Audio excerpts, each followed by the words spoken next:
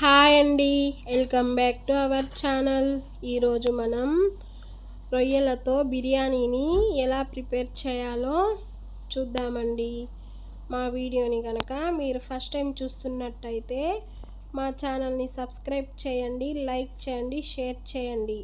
ఇప్పుడు ఎలా ప్రిపేర్ చేయాలో చూద్దాం రండి.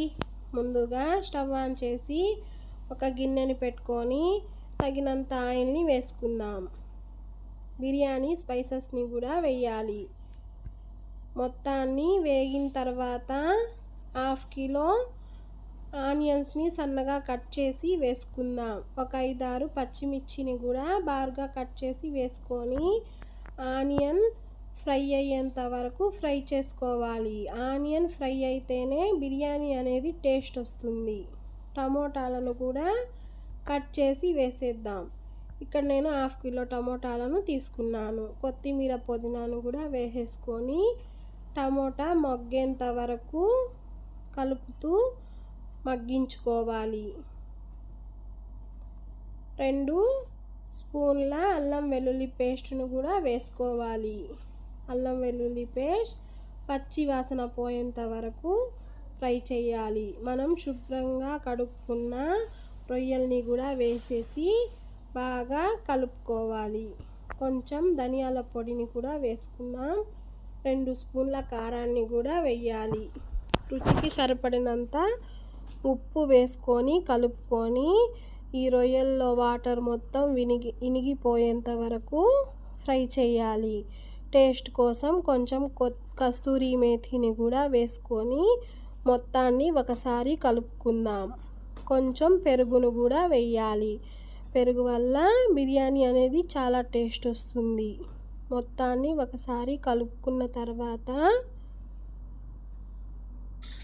ఒక నిమ్మకాయ రసాన్ని కూడా దీంట్లోనే వేసేసుకోవాలి. నిమ్మకాయ రసం మొత్తం ఈ రొయ్యలకి పట్టేంత వరకు కలుపుకొని నేను చూపించిన గిన్నెతో ఒక గిన్నె రైస్ తీసుకుంటున్నాను. ఆ గిన్నెతో 1.5 గిన్నె వాటర్ని పోసుకొని బాగా కలుపుకొని మూత ఉంచుకొని ఎసురు మరిగేంత వరకు మరిగించుకోవాలి. ఇలా మరుగుతున్నప్పుడు మనం వాష్ చేసుకున్న బియ్యాన్ని వేసేసుకోవాలి. నేను ఇక్కడ 1 కిలో బియ్యం 1 కిలో రొయ్యల్ని తీసుకున్నాను. మొత్తాన్ని కలుపుకొని మళ్ళీ ఒకసారి మూత తీసి చెక్ చేసుకొని కలుపుకుందాం.